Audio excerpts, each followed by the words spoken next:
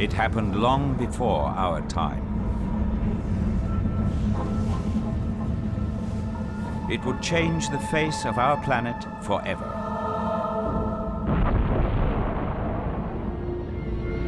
A gigantic object from space smashed into the Earth.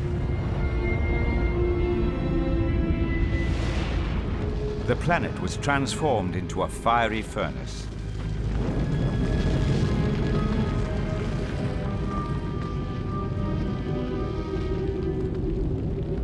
It was left a wasteland.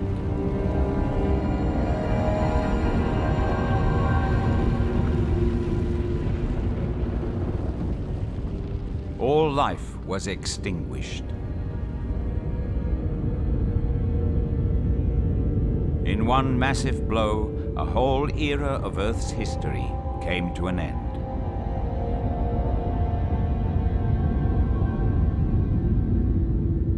But the world recovered and began to bloom once again. The age of humanity dawned. Man conquered the Earth and subdued it.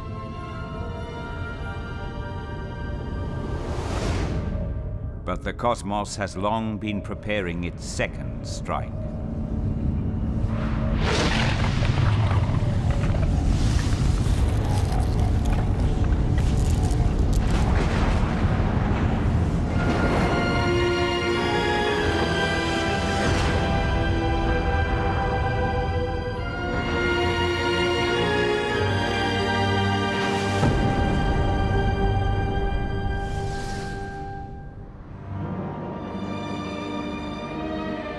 This is a future history of our planet and its inhabitants. In that future, we are threatened by a catastrophe on an unimaginable scale. A catastrophe just like the one that happened so long ago.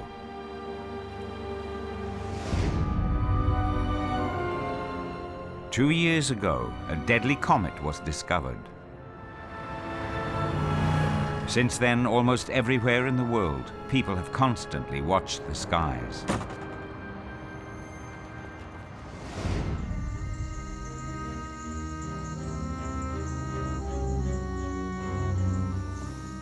Only a few very remote areas have not yet heard of the imminent danger.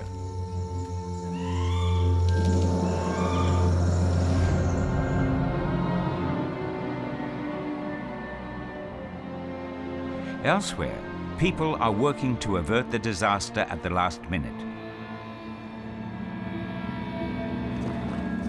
Good, getting started. Yeah? In 10 minutes. Don't worry, I'll be there.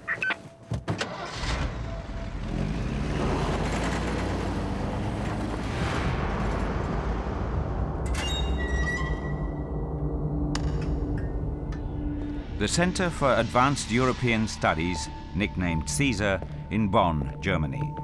Geologist Jan Smit is carrying a core sample from the floor of the Atlantic, a reminder of the catastrophe 65 million years ago.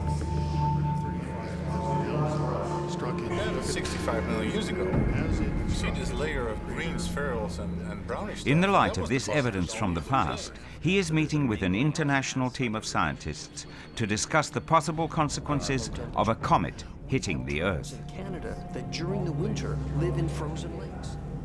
If it happens, what will it mean for our world and its 7 billion people?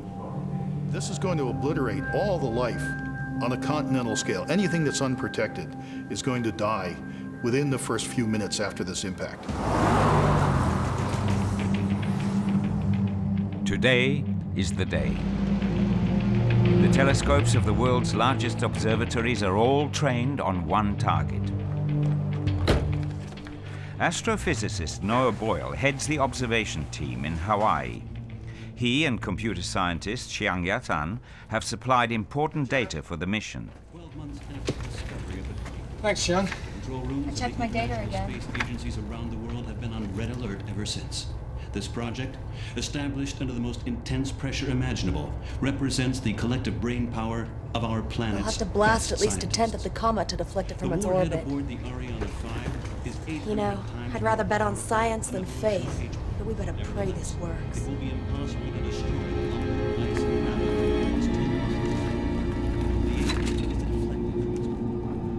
A probe with a nuclear warhead 800 times more powerful than the atomic bomb dropped on Hiroshima has been launched to deflect the comet from its course.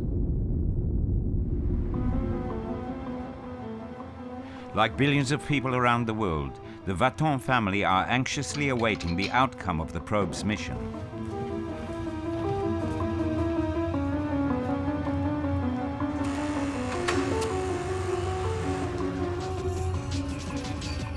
You'll recall, almost 6 months ago, the Ariane 5 began its voyage from the European Space Agency Launch Center in Kourou.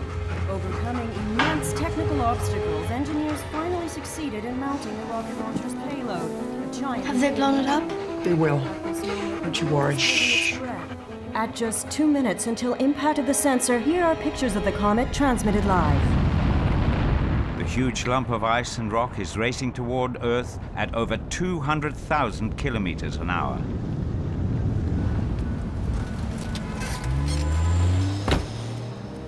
Fernando Martinez has been working in Houston for several years to support his wife and children in Mexico.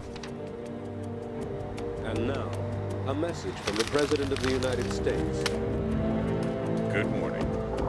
On this day, where the destiny of our precious world is at stake, the government of the United States of America can be proud of the effort our country has made in cooperation with the international community. But will the probe succeed?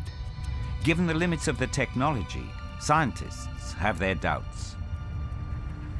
18 months is a very short time in which to prepare any sort of response to a major emergency of this kind. Physicist Alan Harris runs an international research program aimed at averting catastrophic collisions. There would be no time to develop any more powerful type of rocket than is in everyday use at the present time. And that rocket would have to be refitted in about 12 months in order to carry a payload of some 4 tons. The largest available launch vehicle is the European Space Agency's Ariane 5. With such a short lead time, it's the only option.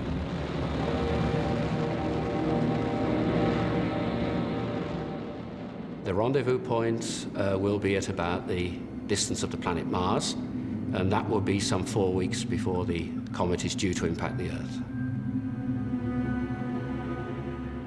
If this doesn't work, there's absolutely nothing we can do to avoid the greatest natural catastrophe that civilization has ever experienced.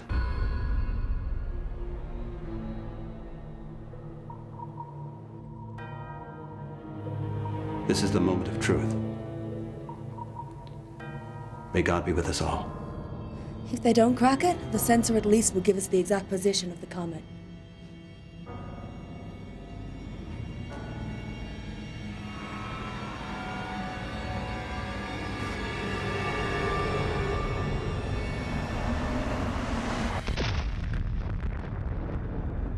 The vast explosive power of the warhead is dissipated into space. The comet remains on course for Earth.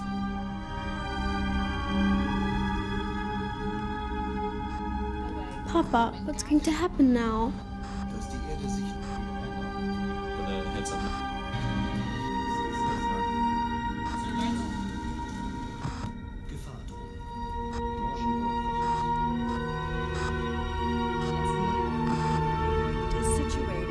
The point of Notstandsgesetze.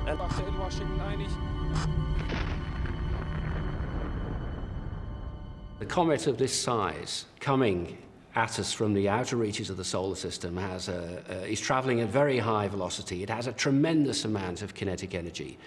The forces required to deflect or destroy a comet of this size are completely beyond what is available with current technology.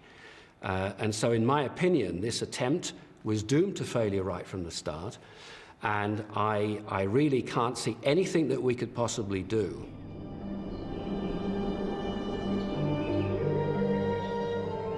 News of the mission's failure spreads like wildfire, yet there are remote regions that remain oblivious to the growing fear. Lomama and the other men of the Pygmy Baka tribe go on hunting as usual.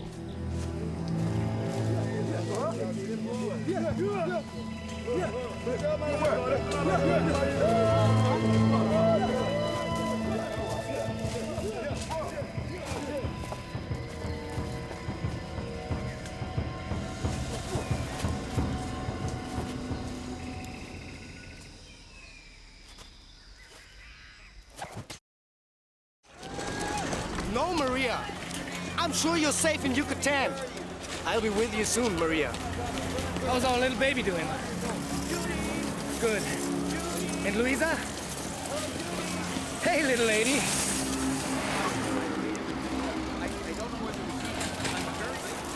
No, Maria. I'll take the smaller roads. I should be there in about 3 days. Stop worrying. I love you.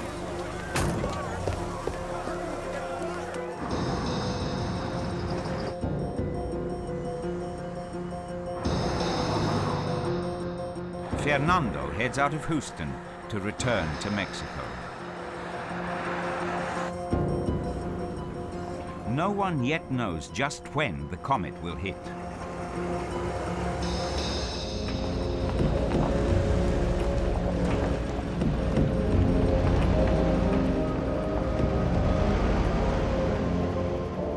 Far from the big city, it is deceptively calm.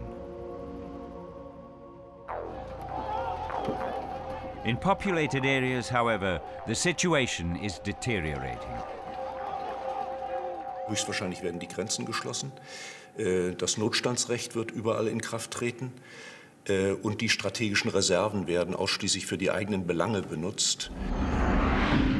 Sociologist Wolf Dombrowski is a world-renowned disaster management expert. Interessanterweise sind die strategischen Reserven unterschiedlich verteilt. Es gibt sowas wie betriebswichtige Reserven, es gibt versorgungswichtige Personale und für all diese Bereiche sind Zuteilungspläne vorhanden. Also es sind keineswegs Reserven für die gesamte Bevölkerung. National strategic reserves include non-perishable food, water, medicine and fuel. In Germany, the stocks will last between 3 and 4 months, assuming they survive the disaster. What happens after that is anybody's guess. We have a comet coming in at 135,000 miles an hour. It's 8 miles across, and it's going to hit the Earth at almost all of that velocity. The atmosphere counts for nothing.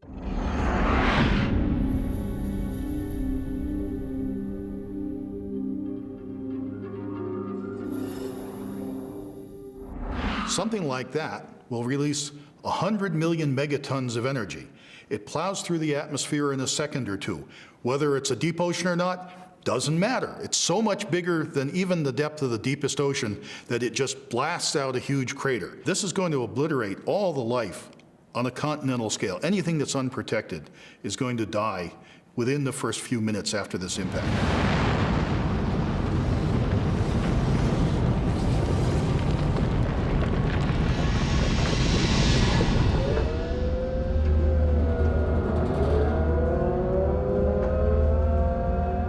Knows exactly where the comet's point of impact will be. Okay, Chad. Now 2 degrees south. Experts are working round the clock to predict just where the comet will hit.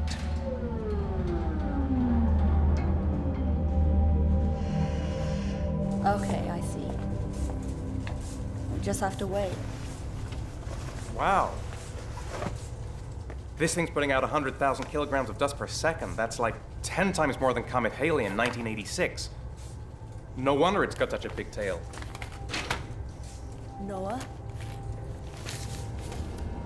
I've got a leak from a friend in Arecibo. They've estimated the coordinates of the point of impact.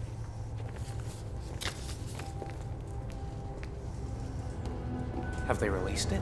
No, it's top secret. They won't go public until they've got an evacuation plan.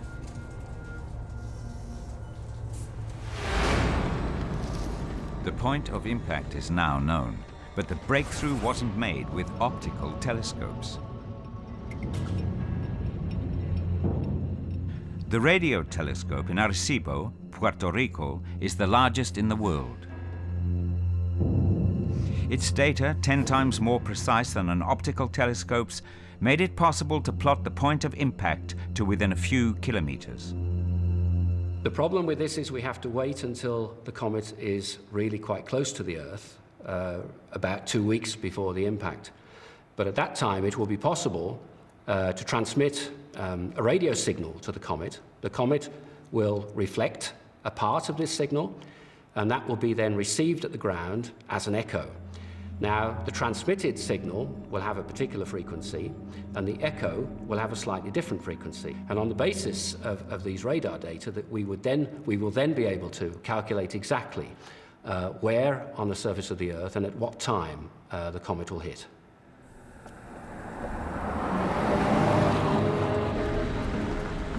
The point of impact has still not been announced.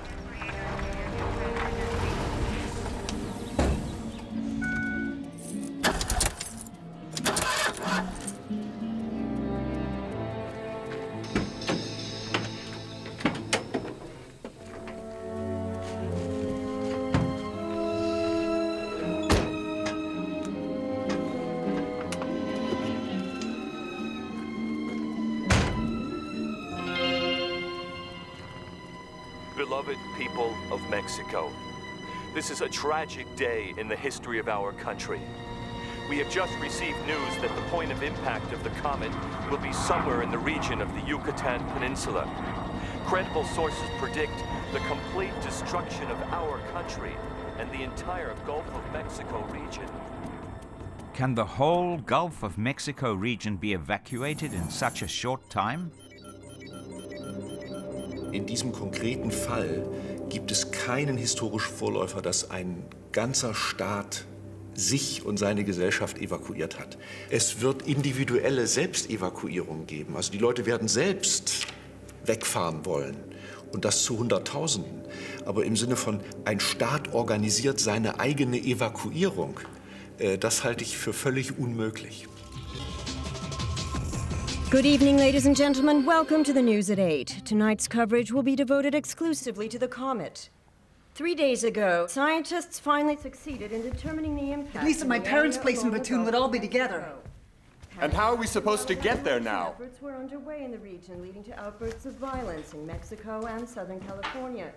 U.S. police and National Guard units... Michelle, from now on, do not take Sarah out alone. Oh, Papa, no one's Michelle, going to... end of discussion. I'll come down once I'm ready, okay, Sherry?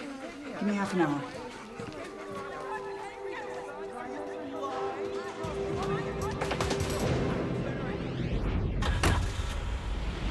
In Hawaii, the scientists have finished their work. What are you doing? Don't you want to be with your family when it hits? My parents died in a car crash when I was 15.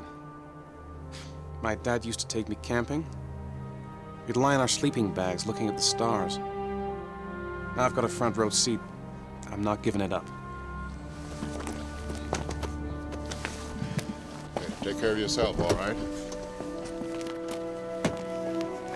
And look after Shang for me. She's already gone home.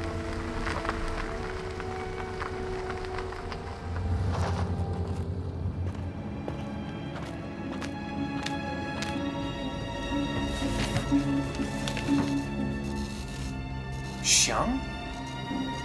Do you think the seismographic data will transmit during the impact? What are you doing here? Didn't you want to... I mean, weren't you supposed to be on a plane like hours ago? We'll fight the mob for a seat. At least we have something to do here. Don't we?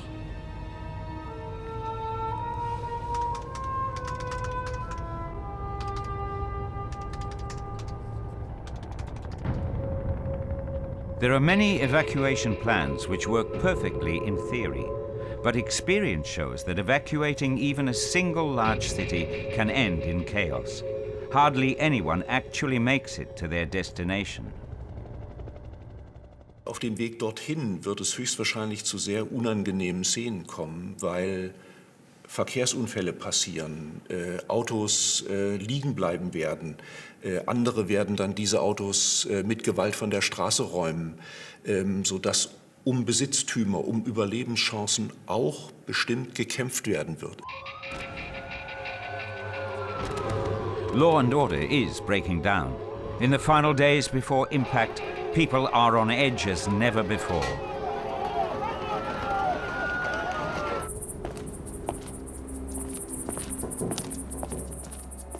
Fernando has been walking for days.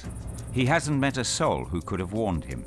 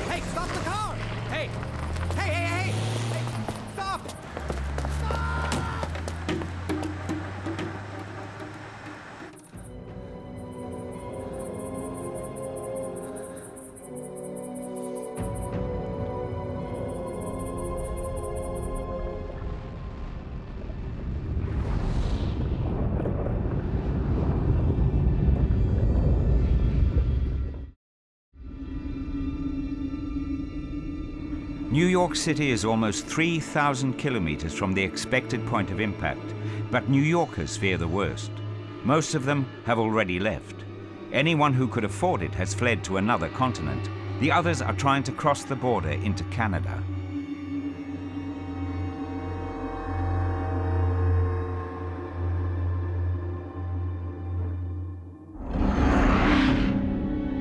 Dr. David Sutler specializes in the psychological consequences of hurricanes, earthquakes, and tsunamis.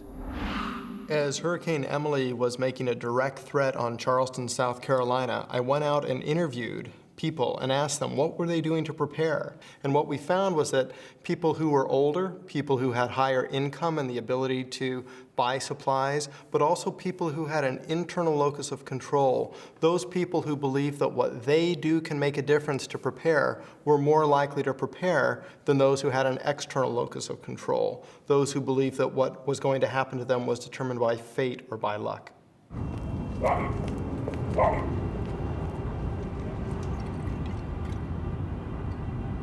Whenever you like, Mr. Comet, I'm ready. Stupid idiot! You could have killed her! Come on. Catherine, it's over here.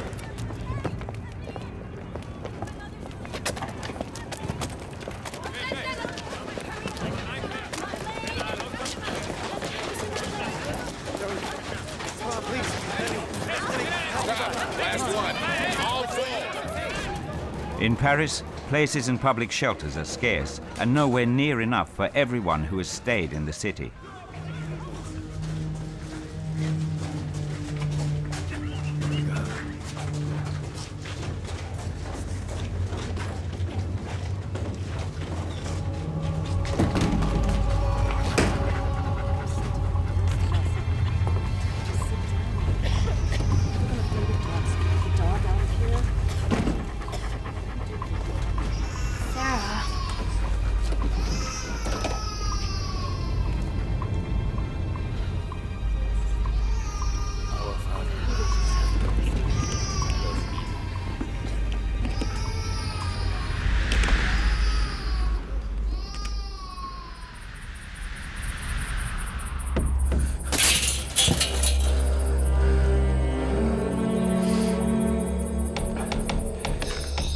Meanwhile, in Mexico, Fernando stumbles on an army barracks.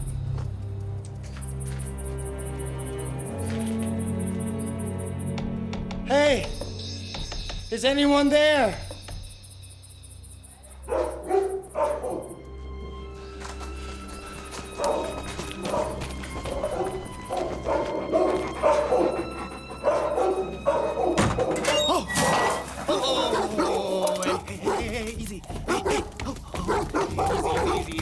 down. Come on. Everybody's gone. And they left you to starve? The chance of survival here, only 800 kilometers from the calculated point of impact, is minimal.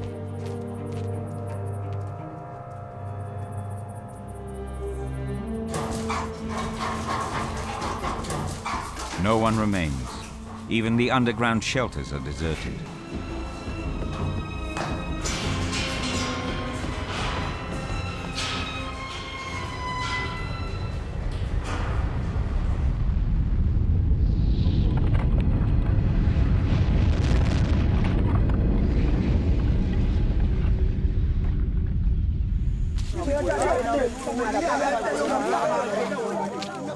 The hunters have sighted buffalo near the village.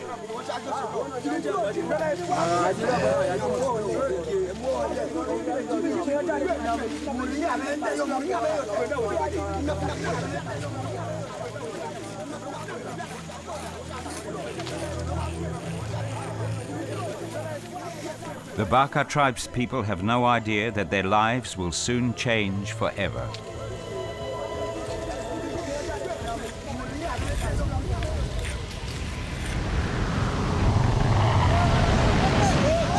The comet announces its arrival like an angry god.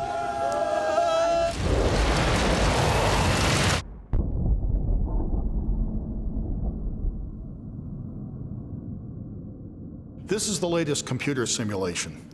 It shows that when the projectile strikes, it doesn't much matter whether it strikes on land or in the ocean. It heats the ground tremendously, just like a super bicycle pump that you've pumped up. The temperature gets up to 100,000 degrees. After it reaches this temperature, it expands out at high speed and throws material out several times the Earth's radius into space. At the same time, it brushes the floor of the impact crater away, throws it out at high speed, and removes about 6 miles of rock from the impact site. Calm down. Easy there. I'll get this car fixed and I'll take you with me to Yucatan.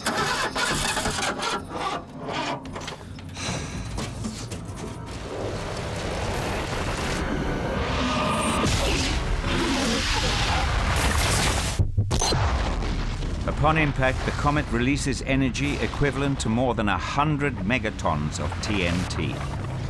Come on, Maria, pick up the damn phone.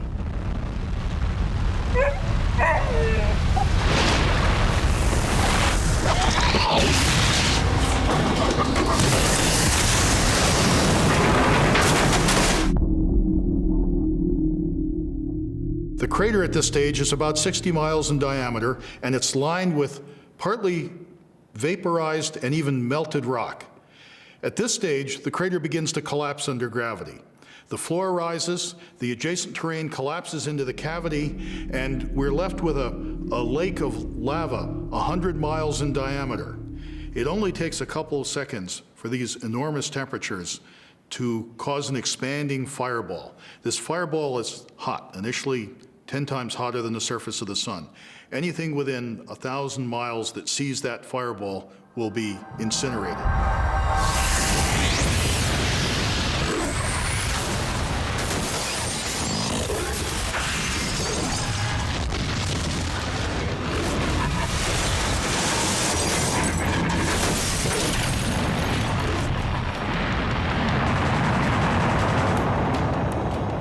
Houston is obliterated within seconds. The effect of the impact is felt at once, thousands of kilometers away. Oh no. Impact. That was the EMP wave. The EMP, or electromagnetic pulse, destroys all electronic equipment.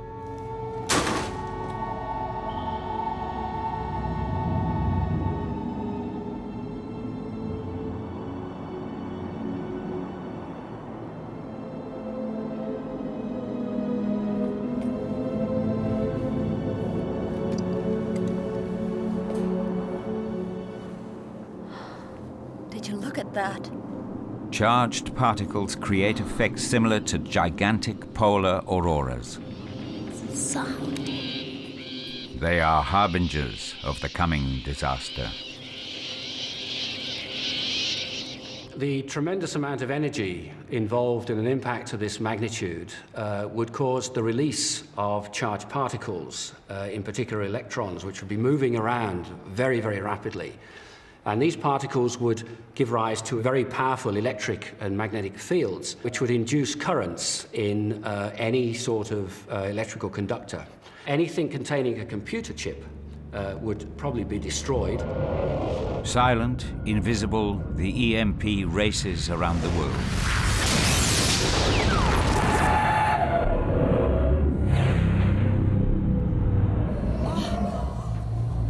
What's...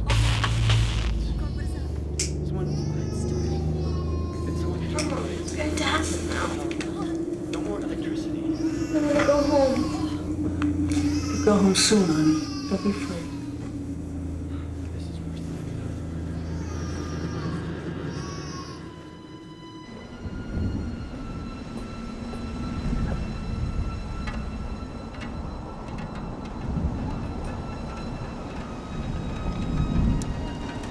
Hey, Shum!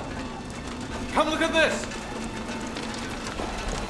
A cloud of dust and ash has reached Hawaii.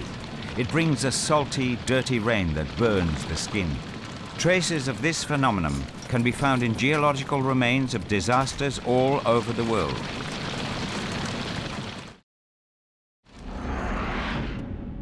Jan Smit specializes in analyzing the geological traces of the impact at the end of the Cretaceous period. We have here a special core from the Atlantic Ocean, just one of the many. You have here the slowly deposited sediments of the latest Cretaceous, of the Mesozoic era. Every 10 centimeters is 1,000 years or so. But then, 65 million years ago, we see this layer of green spherules and brownish stuff, and that was deposited only a few days, which demonstrates the enormous power of the impact some 3,000 kilometers away.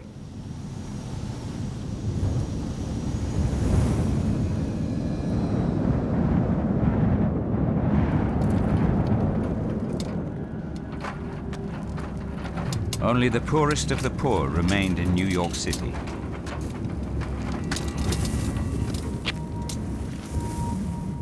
During the next hour, everything will suffocate under a thick coat of dust and ash.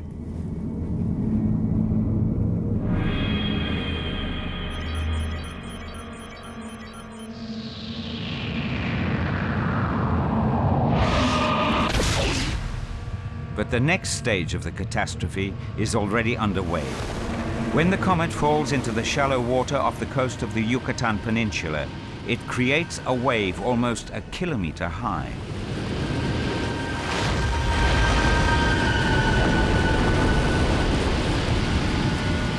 This initial wave immediately breaks down to 30 to 50 meters and loses more height when it runs into deeper water, but it conserves its energy. Geophysicist Robert Weiss is an expert in the origin of tsunamis.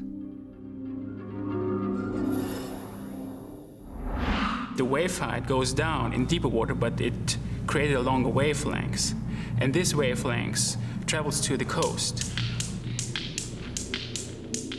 The tsunami is not the flow of water, it's a flow of energy, which means that the water particle transfers its energy to the next one.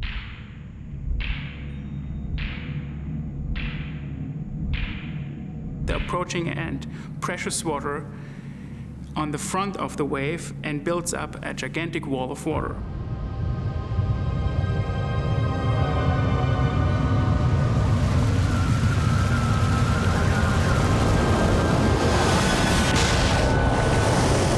The tsunami hits a ravaged landscape. What is left of the coastal areas is drowned in the floods. The water surges hundreds of kilometers into the interior. The tsunami waves leave the Gulf of Mexico and propagate into the Atlantic Ocean. The gigantic waves simply roll over the Caribbean islands and race along the east coast towards North and South America. A peripheral wave 6 meters high crashes into New York.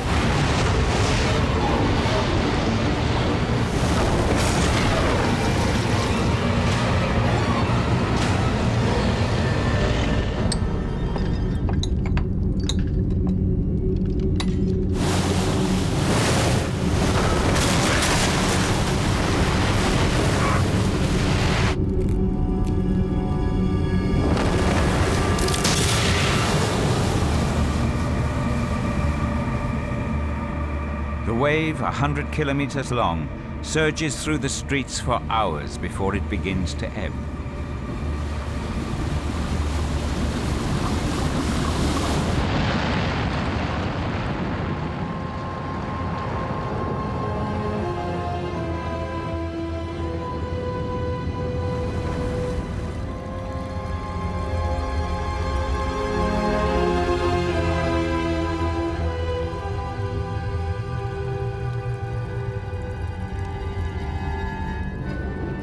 The waves cross the Atlantic at over 500 kilometers an hour, heading for Africa and Europe.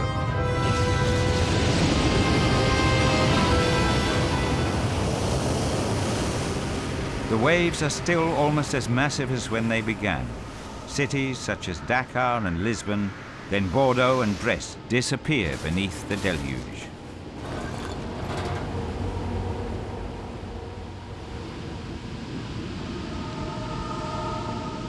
Despite warnings, many people have remained in the coastal areas. In the Pacific, there is no tsunami. Wait! Come on, Sean. But the temperature soon rises dramatically. Rock vapor condenses into small particles. Those small particles will re-enter the atmosphere all over the world and cause the most serious global problems of this impact. Unbearable heat all over the world. Within minutes, the sky seems to be burning.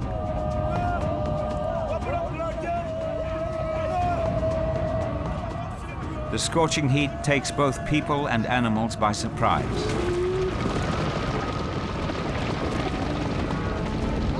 The Baka people have never experienced anything like it. They perform a ritual to break the terrible spell.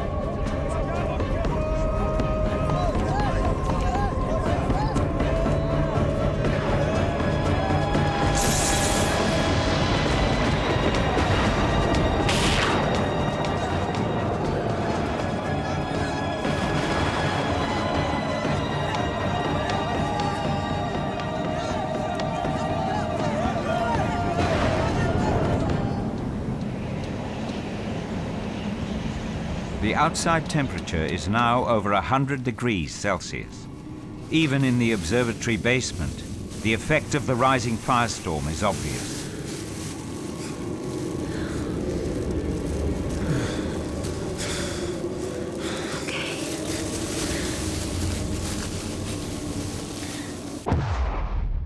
The heat is created by rock vaporized during the impact and hurled out into space.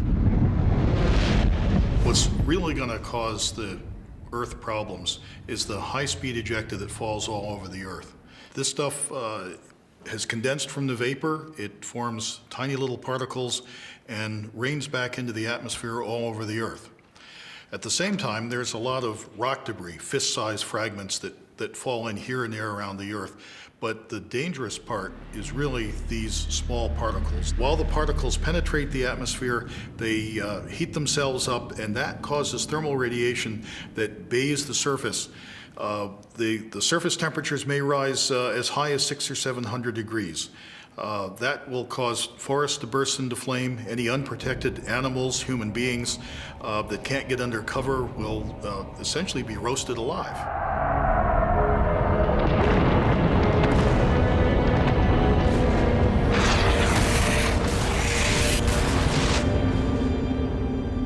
In Paris, the air is getting thick. It's difficult to breathe.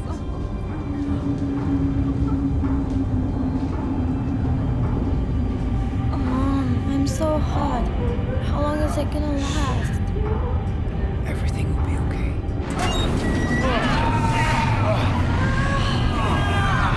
Sarah, come back! Michelle!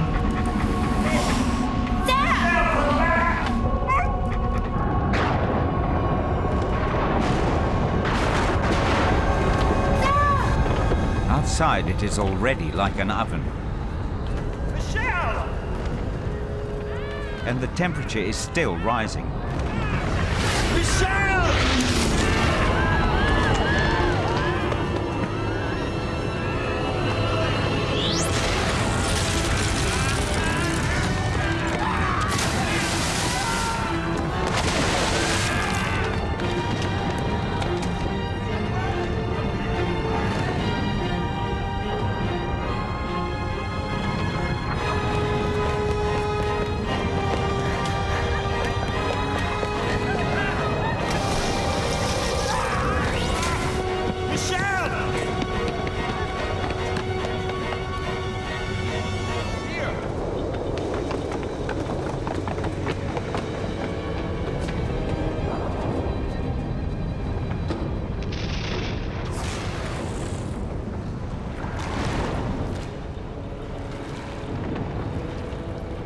The underground part of the Saint-Martin Canal is salvation from the hell above.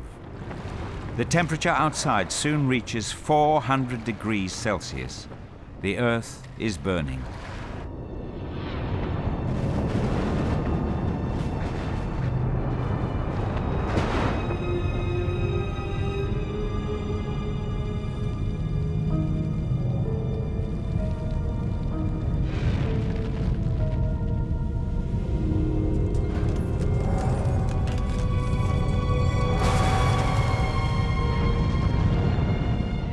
The smoke from the fires mixes with the falling dust particles. A thick veil forms over the Earth. At ground level, the only light comes from the fires themselves.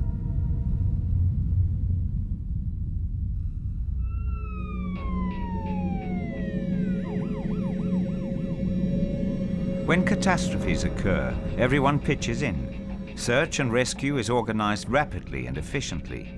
But this time? Bisher war es bei großen Naturkatastrophen immer so, dass die internationale Gemeinschaft sofort Hilfe organisiert hat und ihre Ressourcen mobilisierte und in die regional betroffenen Gebiete verbracht hat. Das wird dieses Mal nicht der Fall sein, weil die dazu notwendige Infrastruktur gar nicht mehr da ist. Es gibt keine Kommunikation, es gibt keine Treibstoffe. Das heißt, die Hilfe wird einfach nicht da sein. Die Welt wird brennen und keiner wird da sein, der sie löschen kann.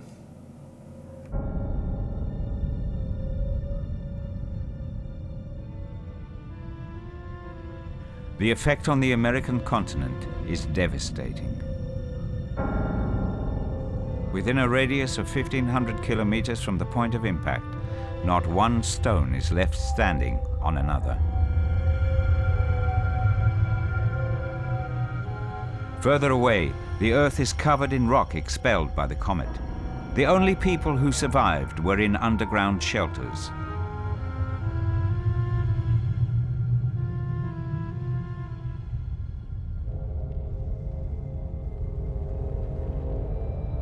After the dust cloud and the tsunami, fires rage in New York.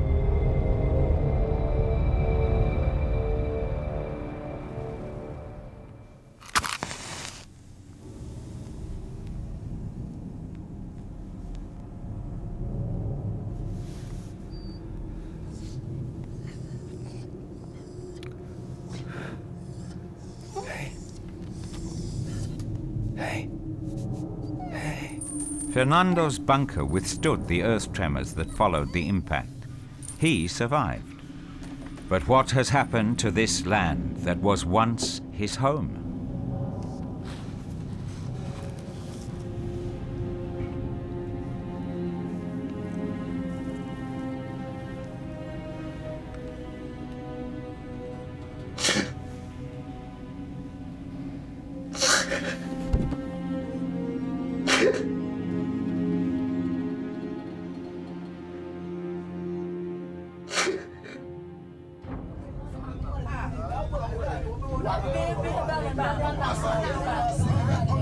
The Baka tribespeople survived. They took shelter in a nearby cave.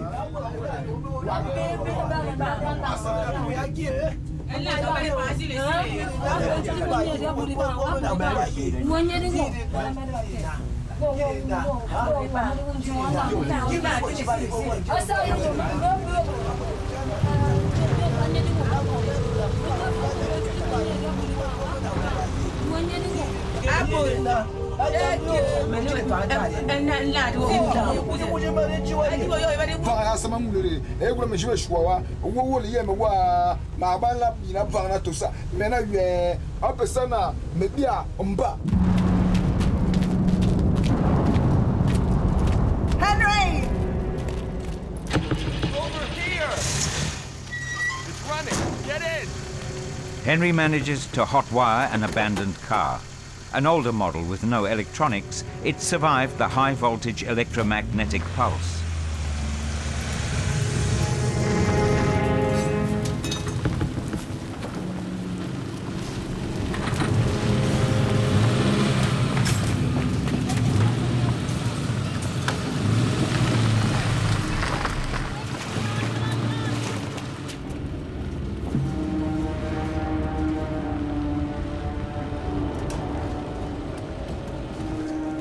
Now they face a time that will put society to a grueling test.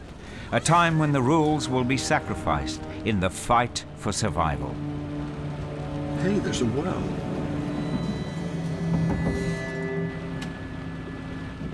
I'm gonna get her something to drink. You sit tight with your mother. Don't leave the car. It's dangerous out there.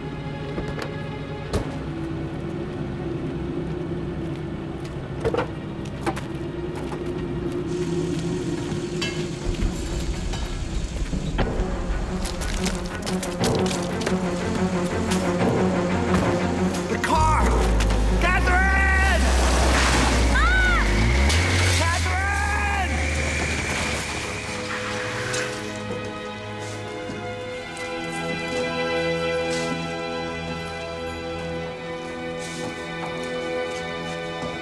In dieser Situation wird es zu extremen Herausforderungen kommen. Individuell, weil es an medizinischer Versorgung und an Ernährung fehlt. Also Mangelkrankheiten werden eine Rolle spielen. Infektionskrankheiten werden sehr schnell zum Tode führen. Die Lebenserwartung wird generell zurückgehen. Aber auch kollektiv wird es zu sehr schweren Problemen kommen. Die Frage ist, welche Wissensbestände können eigentlich wie erhalten bleiben? Das Risiko, dass eine Art neues Mittelalter entsteht, ist sehr hoch.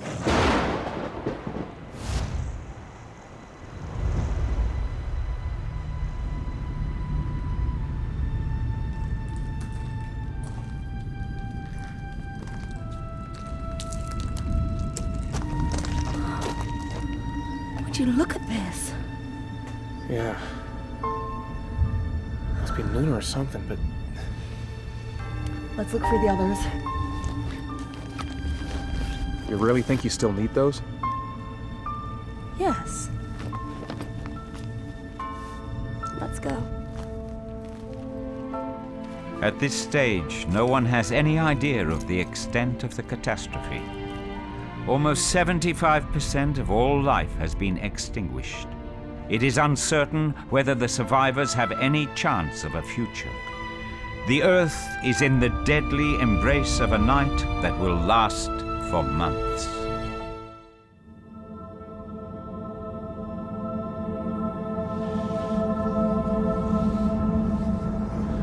It happened long before our time. It would change the face of our planet forever.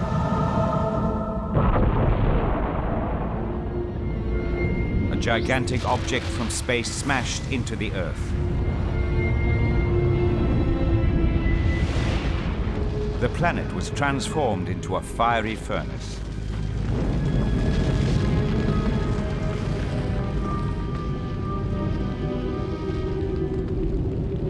It was left a wasteland.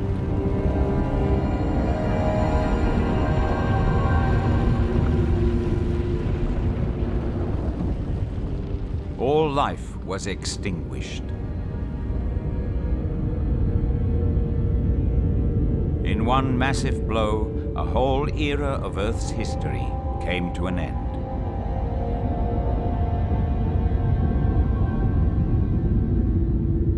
But the world recovered and began to bloom once again. The age of humanity dawned. Man conquered the Earth and subdued it.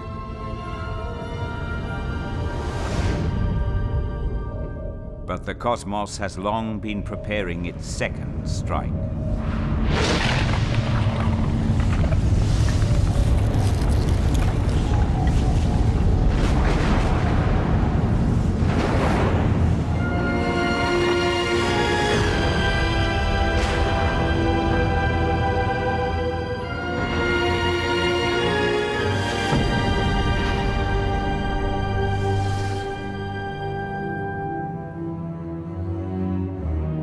Humanity stands at a crossroads in its history.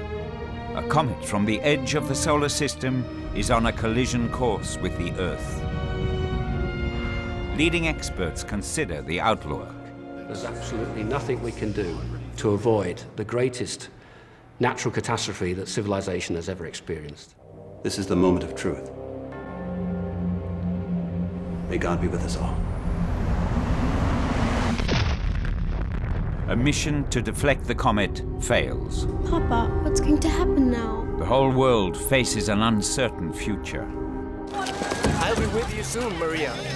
Good. Fernando Martinez tries to get back to his wife and children in Mexico. He doesn't know he's heading straight for the impact zone. They've estimated the coordinates of the point of impact.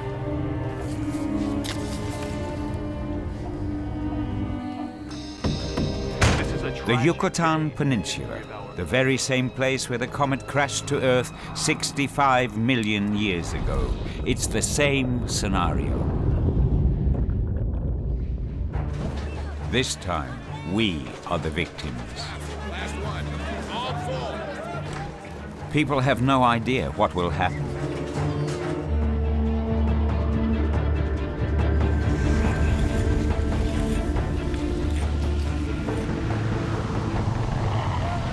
The comet is unstoppable and deadly. Anything that's unprotected is going to die within the first few minutes after this impact.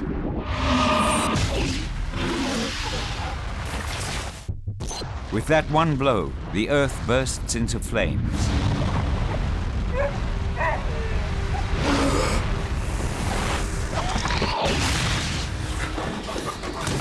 It is hotter than the sun.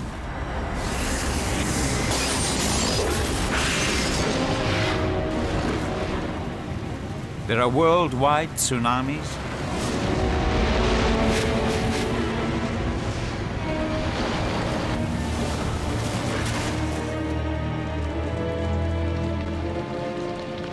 And strange phenomena.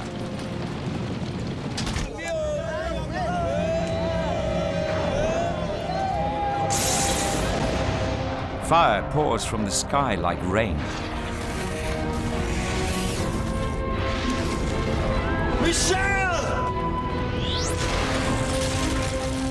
Only a handful survive the Holocaust.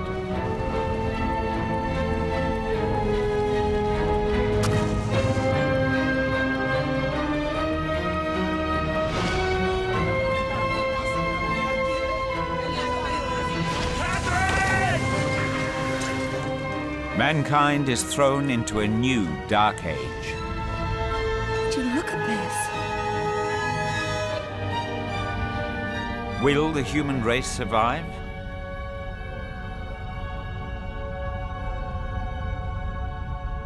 Life clock. By life clock, you mean that the Earth itself, if not an organized ecosystem, can actually come back to life, as it were, after a cataclysmic event. Kenneth Story, a molecular biologist, studies animal survival strategies. The last time a comet hit, the life clock did start. Not for everyone.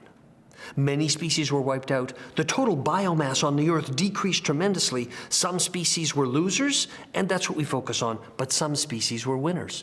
They were winners because they survived, like turtles and crocodiles, but the real win was after they survived, there were no competitors.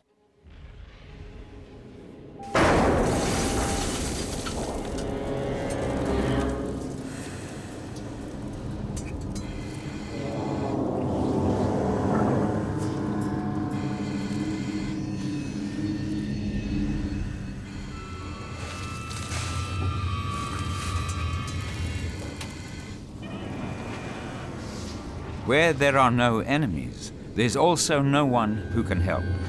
Fernando survived only a few hundred kilometers from the impact site, but he's completely on his own.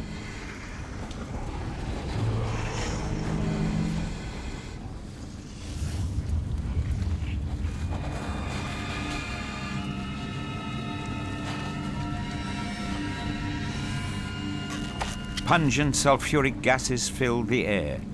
The impact has made the Earth extremely hot.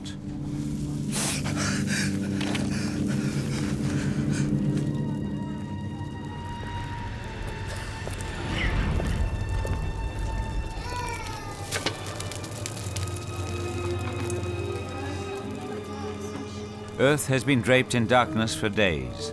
The survivors gather around the many bonfires that can be seen from afar. Many are disoriented and traumatized.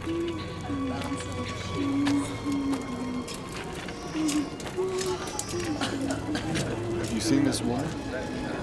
No. She's wearing a white jacket. I haven't seen nobody, no. Henry Vadeau is looking for his wife. They were separated on the night of the impact. After the chaos, there is an eerie calm. There is still enough food to last for a few weeks. But how long will the darkness last?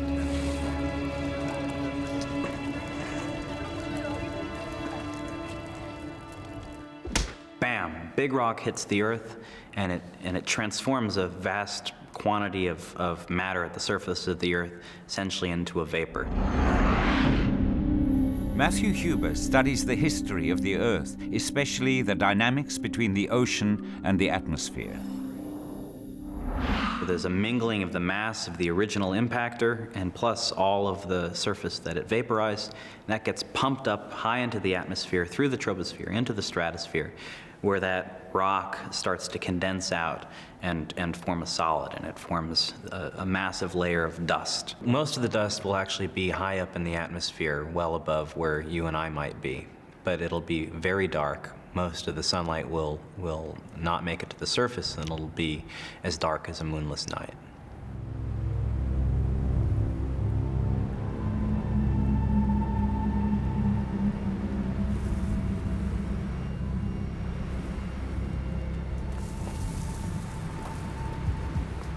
Since leaving the observatory, the scientists Noah Boyle and Xianya Tan have battled their way across the volcanic terrain of Hawaii.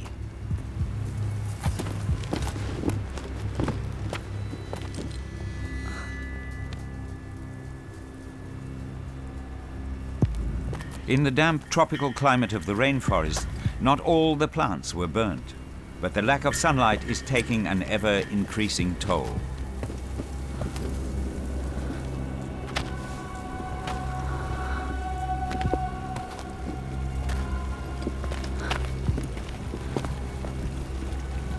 The vegetation also suffered from the acid rain caused by the sulfuric compounds that the impact hurled into the atmosphere.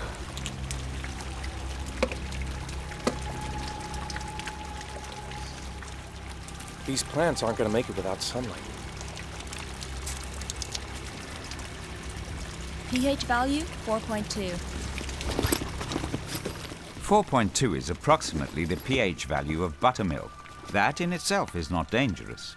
But that level of acidity in the atmosphere slowly releases heavy metals from the soil and can therefore lead to dangerous levels of toxins. We shouldn't drink this much longer. We shouldn't stay on this island much longer. In the darkness, the fertile island has become a desert, hostile to life.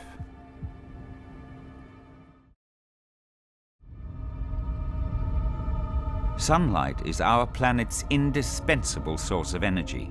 Most plants cannot exist without light, and after a few weeks of darkness, they die. This breaks the first link in the food chain. All life hangs in the balance. You all know what these are. They're plain, everyday potatoes. And I just want to show you what happens to seeds or tubers like this when they germinate in the ground. Dr. Vivi Vida specializes in the mass extinctions that have occurred throughout the Earth's history. They thrive to break through the surface to reach the sunlight. But what happens when the sun is no longer shining? Even in darkness, seeds will germinate. In their search for light, sprouts shoot up very quickly. In the process, they use up all their reserves of energy. When they only find total darkness, they will keep on growing as pale sprouts. For some time after the impact, the ground will be covered by white sprouts, and from all kinds of plants. But in perpetual darkness, the plants run out of energy and they die.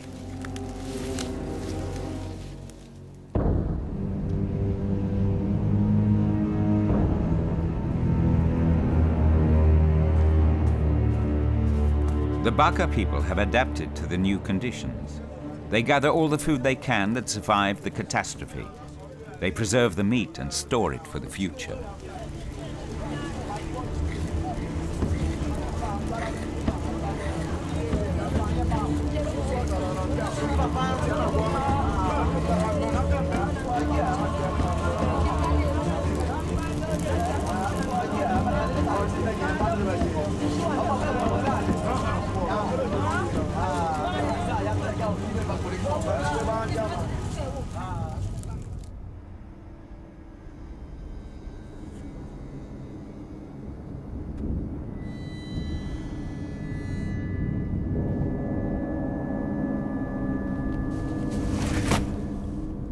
Fernando has been waiting for days for the ground to cool.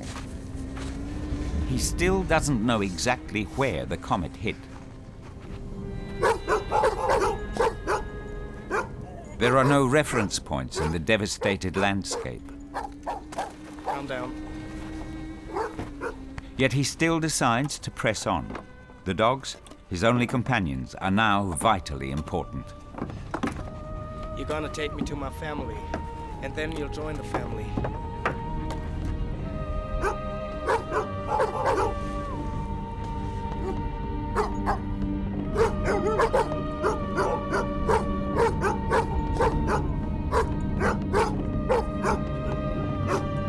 Let's get ready.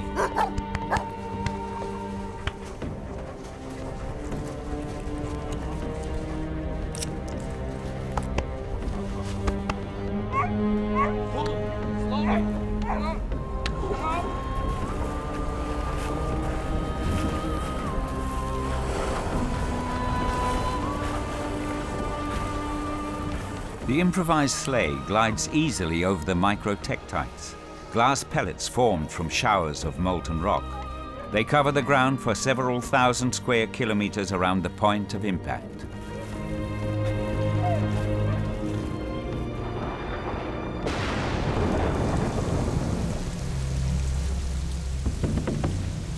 After long days of searching, Noah and Shang finally find other survivors. Have you seen his hand? Hey there! Don't be afraid. Your hand. Let me take a look. Noah! I can help you. Noah, come back!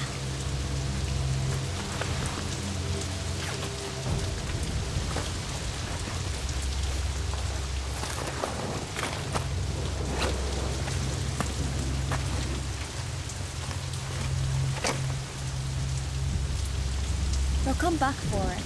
Yeah? I hope so.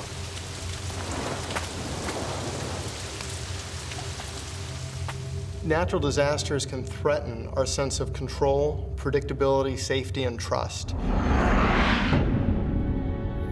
David Sattler specializes in the psychological effects of hurricanes, earthquakes, and tsunamis. It's so important that we're able to predict what's going to happen to our lives, that we have a daily routine. We all have habits, things that we know happen day to day, what time we wake up and what time we'll go to bed. We know that we can count on a stable supply of food. We know that we can trust that certain supplies will be there at the grocery store. And natural disasters shake our world. It's people who can think flexibly, who can adapt to the new situation and the new challenges.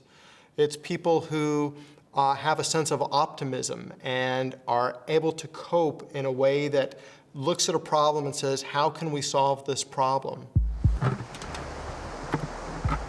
Hoping to reach one of the neighboring islands, Noah and Shang build a raft.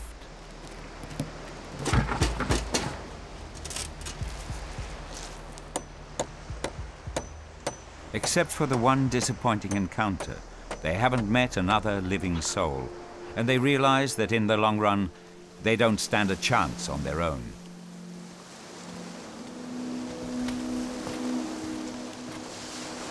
Look at this. It's beautiful. Yeah, poisonous. It is a mushroom of a kind they've never seen before. This is the start of an era in which fungi will dominate the Earth's surface.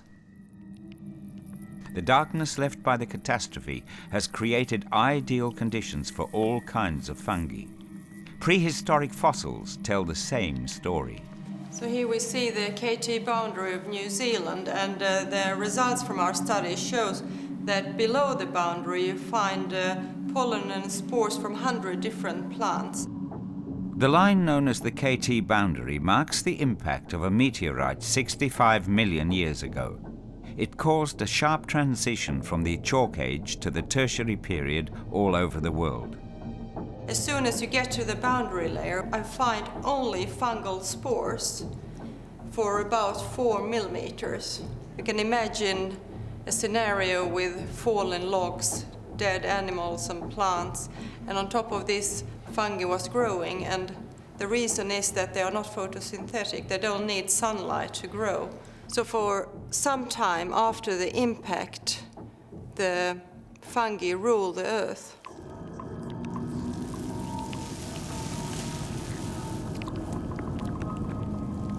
Plants need light to live. Fungi do not. They thrive by breaking down dead organic material. That makes them important in the process of returning nutrients to the soil, making it fertile.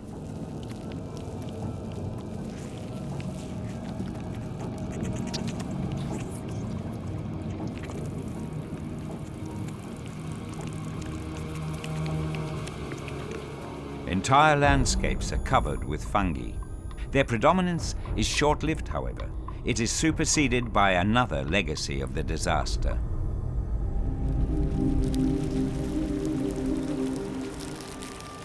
The long-lasting darkness makes the Earth cool dramatically. Although it is only the first month of the northern autumn, temperatures drop well below freezing. It will be a long winter.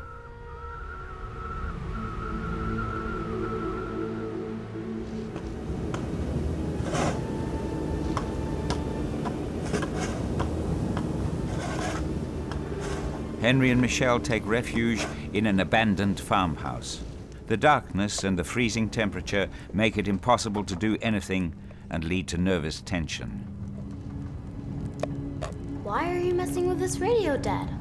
I'm starving, and we're almost out of firewood. Listen, I'm hungry too, but we need to know what's going on out there. Are people close by? Can they help us out? Is there a train running? Or cars? We know nothing at all, nothing. The others say it's warmer in the Mediterranean. Mom would definitely try to go there. If I can get this thing fixed, then we're going to find Mom.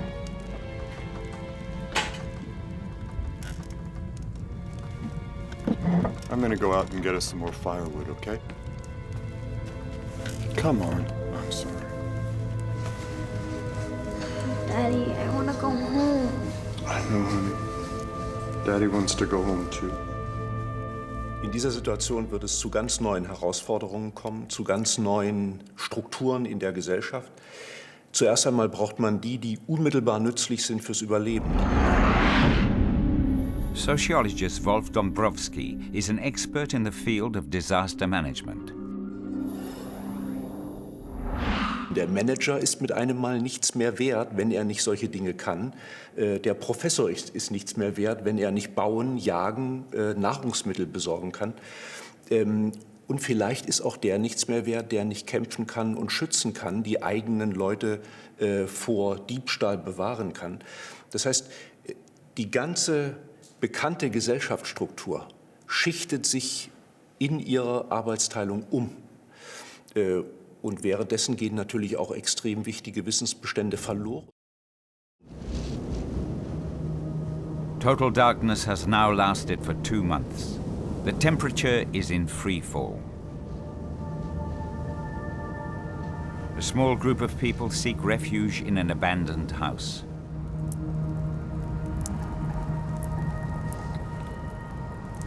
In this endless night, people are beginning to lose courage. More and more people fall victim to paralyzing fear.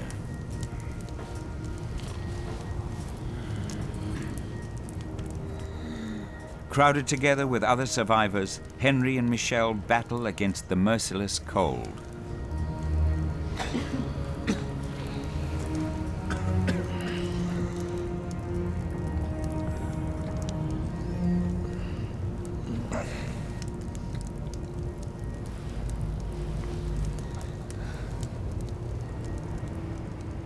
Daddy, wake up, wake up!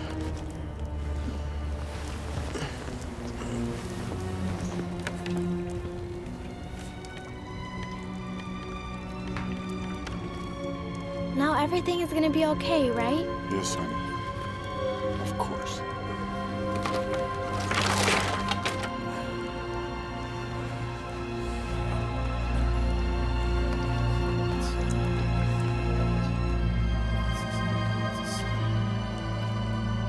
The first rays of sunlight bring hope of an end to the grueling winter.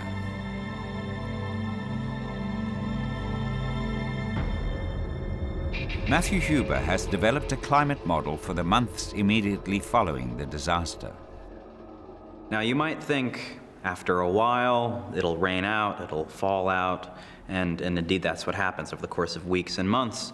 The dust will settle. But the news is not as good as you might think it is.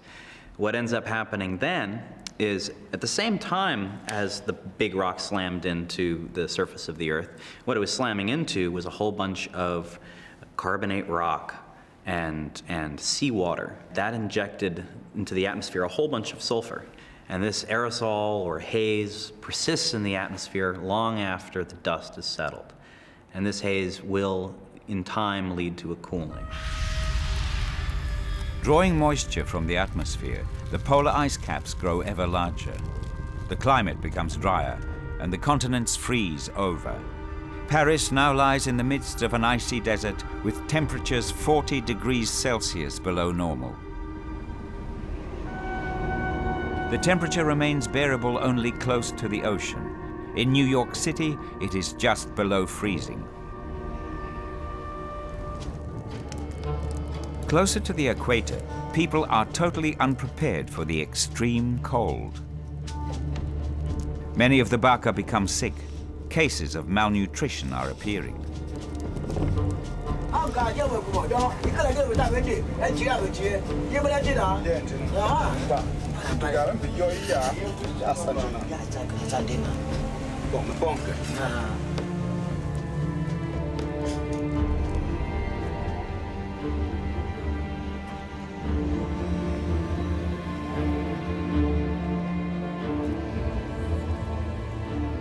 Lomama sees the cold, white flakes of snow for the first time in his life.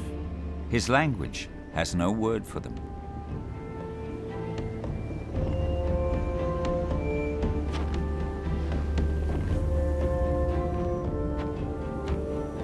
Where will he find food now? What was once his familiar homeland has turned into a strange and threatening world. All life seems to have been extinguished.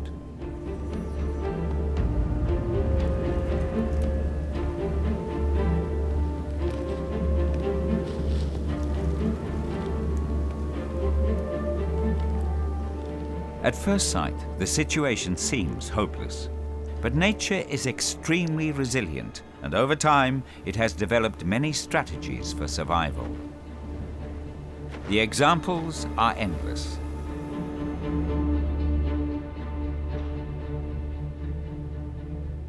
These are the freeze-tolerant wood frogs of Canada. They survive in our environment for 8 or 9 months, frozen solidly under the ground. As the frog starts to freeze, ice penetrates into the frog through its veins and arteries. Your veins and arteries are like long tubes, and what ice does is it grows down the long tubes, and it pushes the blood into the center of the frog. At this time, the heart is beating very fast. The frogs, although not frightened, their heart speeds up and their blood flow goes very fast.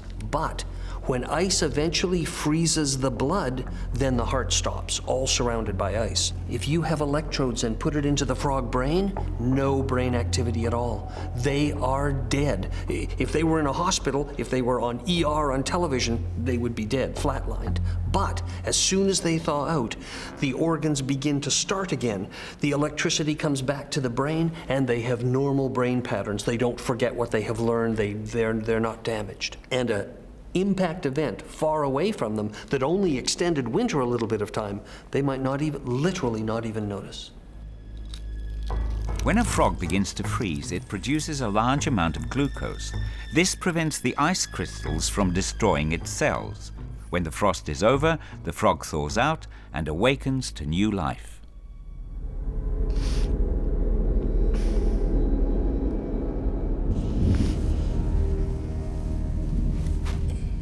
Where are you?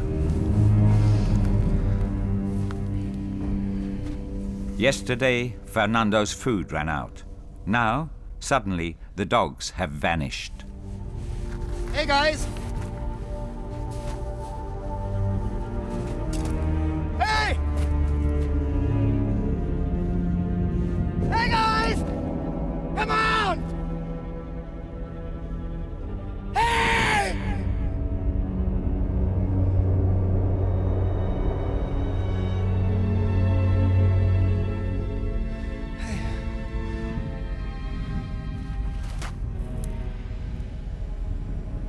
Fernando's chances of survival on his own are minimal, but despair drives him on.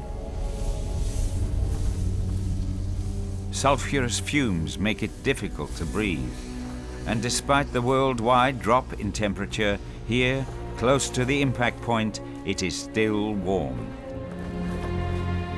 Without water, his days are numbered.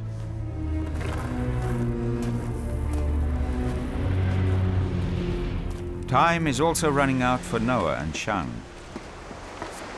We're never gonna make this work. Come on, we're almost there. Shang, look out! Get down!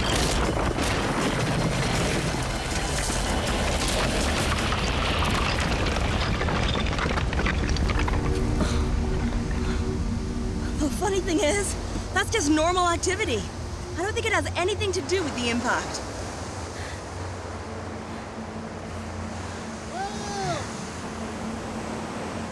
Who's that?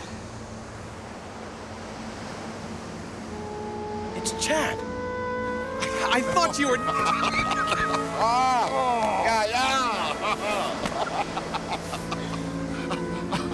We're building a raft to get over to Maui. Manolore is overdue. We don't want to be around when she starts to spit. Did you think you've got time to finish that? Hey, come with me. The scientists actually ruled out the possibility of volcanic activity resulting from the impact of the comet. But active volcanoes, such as Mauna Loa, are powder kegs. They can erupt at any time. Mauna Loa now awakes from its sleep.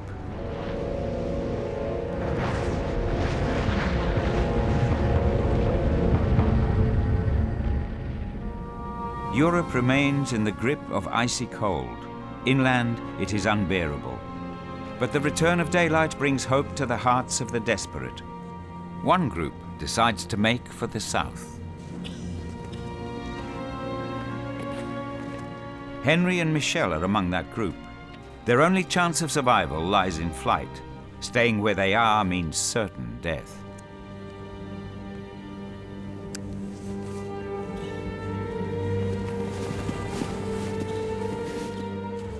They want to reach the Mediterranean. There, where it's warmer, they hope things will be better. But they face a long and dangerous journey on foot.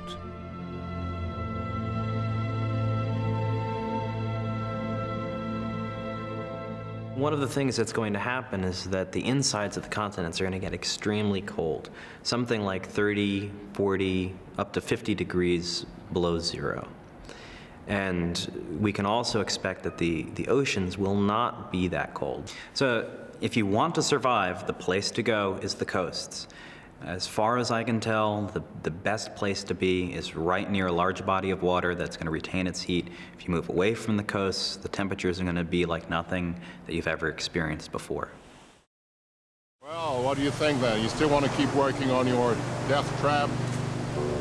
The Macaulay, we found a little cave nearby.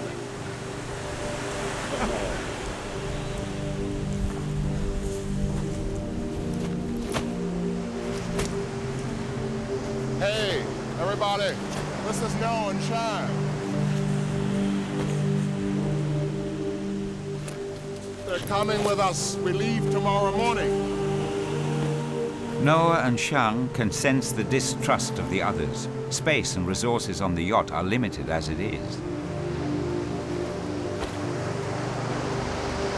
But they have no choice. They must get off the island.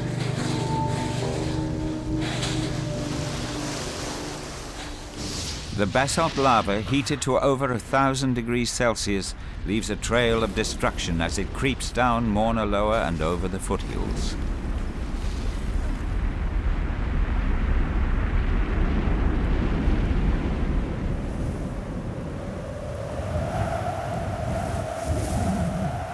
Henry and Michelle have taken refuge in an abandoned railway station. Henry still hopes to use his radio set to contact other survivors and maybe, just maybe, find his wife. Father and daughter have so far been able to avoid falling ill. It is an ever-present danger. Medicine is practically non-existent. A tiny infection, when combined with a poor diet, can be a death sentence.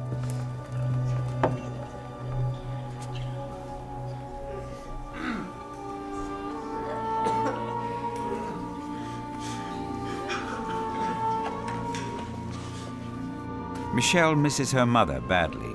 Everywhere they go, she looks for some trace of her. The catastrophe has torn countless families apart. Notices and urgent appeals are posted everywhere, but there's not a sign of her mother. Although her group is now not far from the sea, it's by no means certain that they will make it. Too many of them are sick and weak. Their progress is very slow.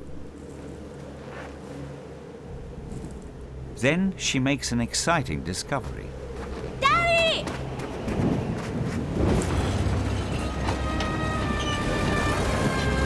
We're going to find her.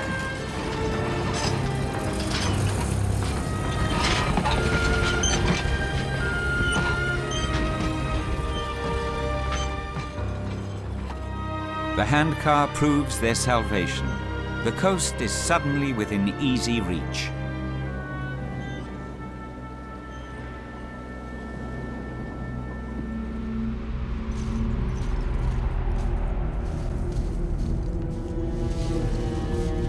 A gigantic mountain of loose rocks towers up before Fernando. There's no way around it. Plagued by hunger and thirst, he struggles on.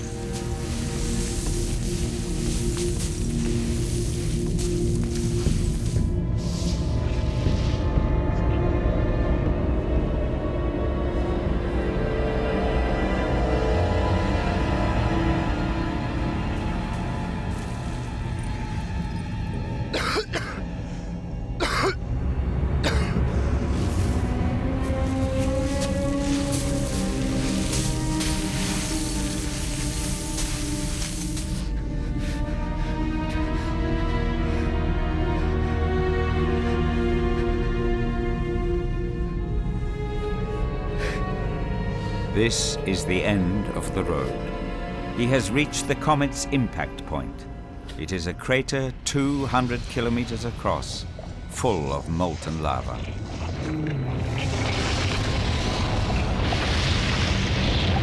For more than 1,000 kilometers all around, nothing has survived.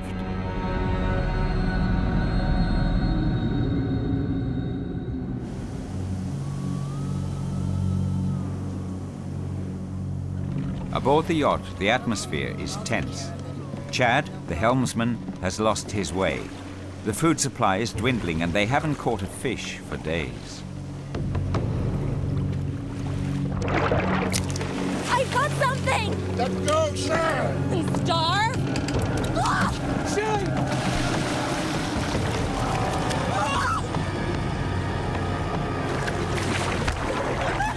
Grab the rope!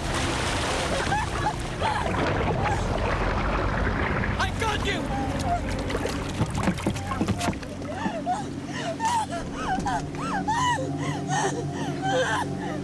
Shang was lucky. The shark, too, has been looking for a meal for a long time. Marine life is all but extinguished. Only a few creatures have survived, and they are hungry. The long period without photosynthesis has affected the delicate ecosystem of the ocean. It will take a long time to regenerate.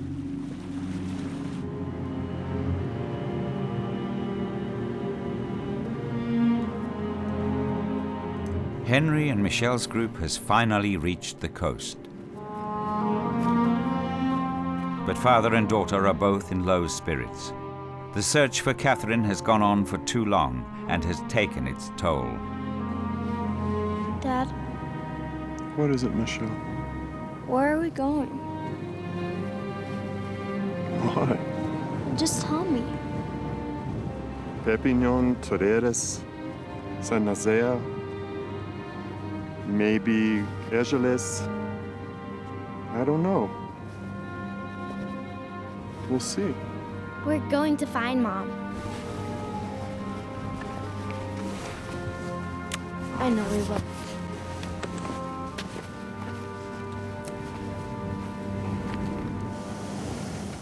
In the Pacific, the yacht with its refugees floats in a calm.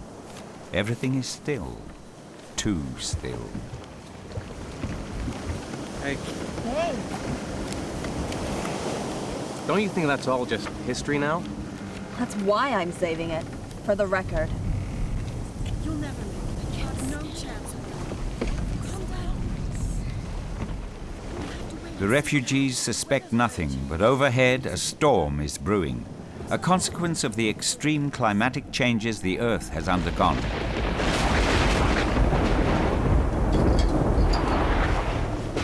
Winds are driven by really strong temperature gradients, and we can expect fantastic wind speeds associated with this really strong temperature gradient. Now, over the oceans, where there's nothing to block these winds as they get stronger, we can expect massive storms, about as strong as we might find in a tornado, except in the ocean regions, and we might have winds as strong as several hundred miles per hour blowing. The cyclone suddenly blows up out of nowhere. The boat hasn't the slightest chance against it.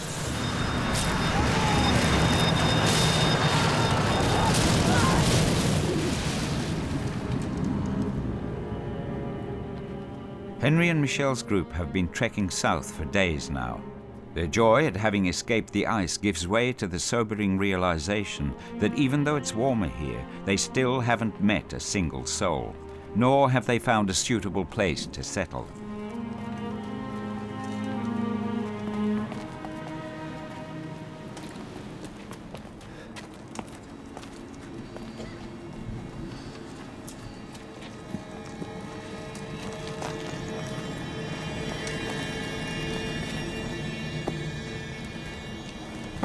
Michelle!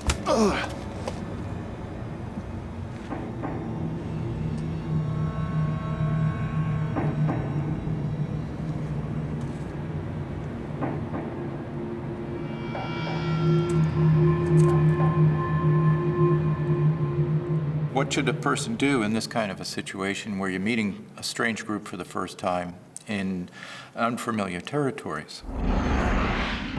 The anthropologist Stanley Ambrose has studied social cooperation after natural disasters where much of the population is lost. During difficult times in Earth history, human history, such as during the last ice age, especially the early part of the last ice age, when times were really tough, the best option for survival would have been to cooperate with your neighbors over long distances. And giving gifts to your neighbors was probably one of the best ways of ensuring your access to those territories that you might need to go to when the resources in your area failed. So to make a long story short, I think these very difficult environmental conditions was a strong natural selection pressure for cooperation.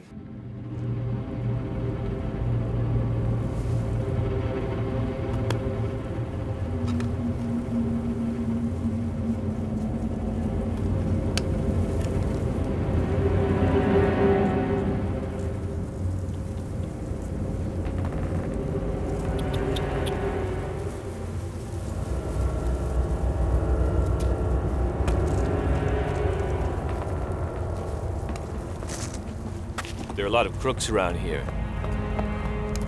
Where are you from? Paris. There's another group that arrived last week. Come with us. We're safe, honey.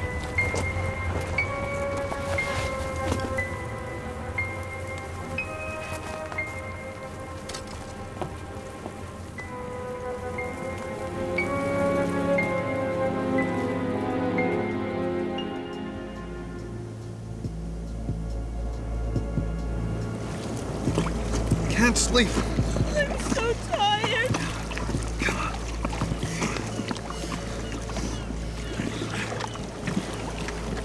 Birds. Please land. We can't be far now.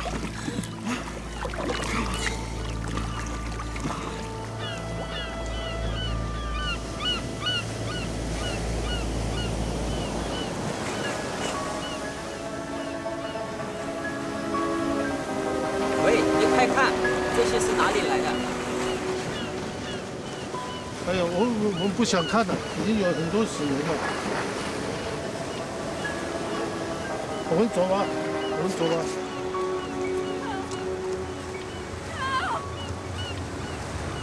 赶快找人来救！等一下，我们找人过来救。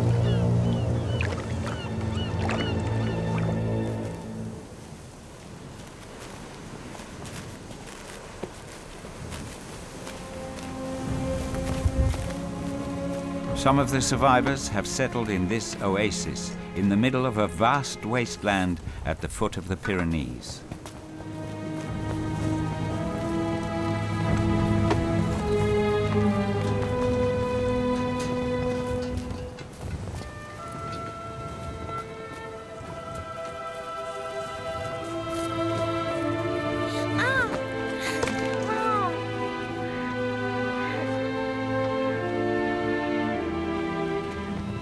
The Vados are reunited at last. For a moment, all the stress seems far in the past.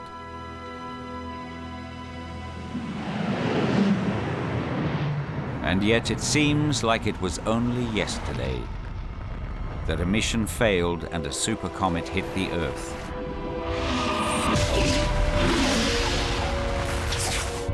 Changing everything forever.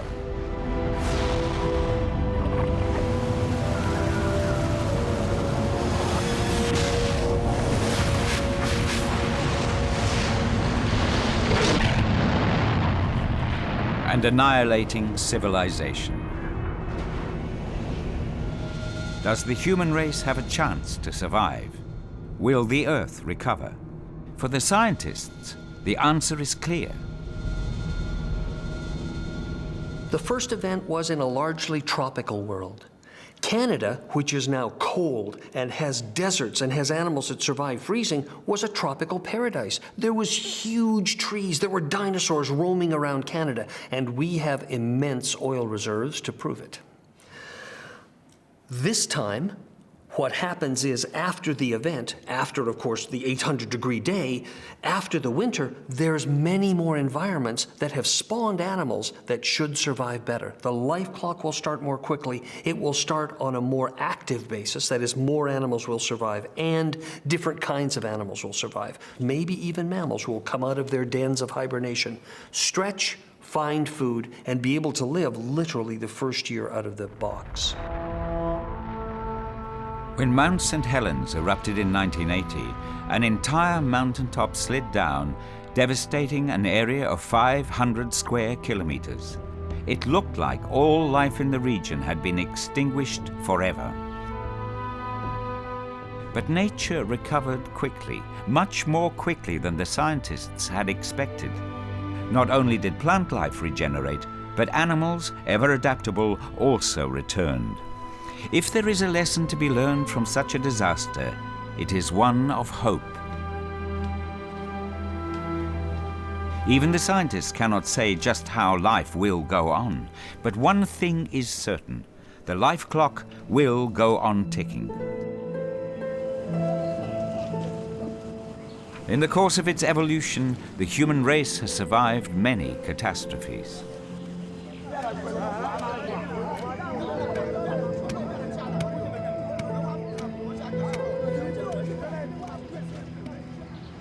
The Baka have found a new home by the sea where there is enough food and warmth to sustain them.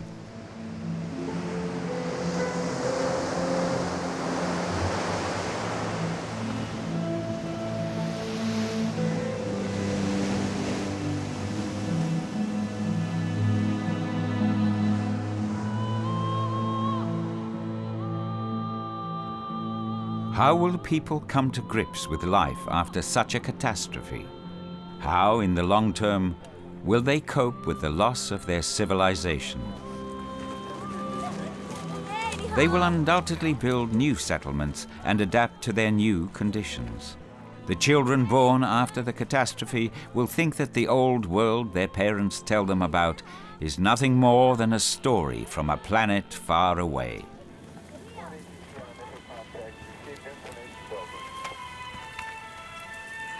Technology will soon develop once again, allowing people to open up the enclaves they are now confined to.